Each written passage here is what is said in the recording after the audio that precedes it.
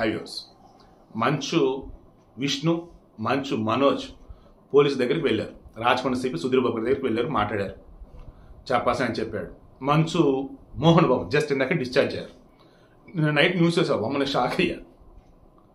పరిస్థితి విషమం, మనోజ్ చూడటానికి వస్తాడా అంటే దాని అర్థం ఏంటి? ఇండైరెక్ట్గా ఇంకా హోప్స్ లేవు, చివరి క్షణాలు వస్తారు. అంత హడావుడి చేశారు. నిన్న ప్రశాంత్ ఇంటికి వెళ్ళాడు. సంతోష్ మోహన్ బాబు బాగుండాలి, బాగున్నారు. ఇప్పుడేంటి విషయం? మార్నింగ్ వీడియో చెప్పినట్టుగా ఆల్మోస్ట్ ఫ్యామిలీ ఇష్యూ క్లోజ్ అయిపోయినట్టే. మన రాచకొండ సిపి సుధీర్ బాబు గారి అయితే ఇదే అన్నారు. ఏమనంటే మనోజ్ కానీ మోహన్ బాబు కానీ వాళ్ళకి మధ్యన ఇష్యూస్ అవుతాయి, అవన్నీ ప్యూర్ వాళ్ళ ఫ్యామిలీ ఇష్యూస్. అండ్ మంచు మోహన్ బాబు కావచ్చు, మంచి విషయం దగ్గర ఎవరైతే ఉన్నారో హార్డ్ డిస్క్ తీసుకెళ్ళడం కావచ్చు, బౌన్సర్లు తీసుకొచ్చి కూడా హడావుడి చెప్తున్న ఎవరుతున్నారో వాళ్ళ మెయిన్ అతను కిరణ్ని అరెస్ట్ చేస్తాం అన్నారు. వినయ్ మహేష్ అతని కోసం వెతుకుతున్నాం అన్నారు.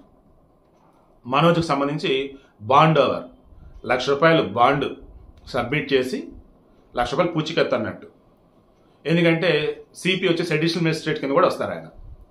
ఏంటి ఫస్ట్ టైం అనమాట సినీ ఇండస్ట్రీలో ఫస్ట్ టైం ఒకళ్ళు ఒక బాండ్ సబ్మిట్ చేసేసి ప్రమాణం చేయటం, శాంతి భద్రత విఘాతం కలిగించడం, ఎక్కడ కూడా పబ్లిక్ న్యూసెస్ క్రియేట్ చేసేది ఉండను, ప్రెస్ మీట్లు పెడతారు, హడావుట్టేటాలు ఉండదు, నా పని నేను చూసుకుంటా, నా దారి నేను ఉంటా అన్నట్టుగా ఆయన దగ్గర తీసేసుకున్నారు. విష్ణు సంబంధించిన గన్నులు ఇవన్నీ కూడా ఆల్రెడీ తీసేసుకున్నారు.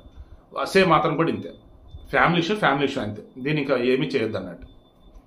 కమింగ్ టు మోహన్ బాబు మీద ఆల్రెడీ మర్డర్ అటెంప్ట్ నమోదైందిగా కేసు. దానికి సంబంధించి కేసు ఫైల్ అయింది కదా. రేపు 24వ తారీఖు వరకు ఆయన అరెస్ట్ చేయొద్దు, అదుపులోకి తీసుకొద్దు, విచారణ వద్దన్నారు. 24 తర్వాత ఇది అసలు కథ. సో విషయం ఏంటి? మంచి family issue close. Mohan Babu సంబంధించి మీడియా సంబంధించి అసలు ఇష్యూ మొదలు.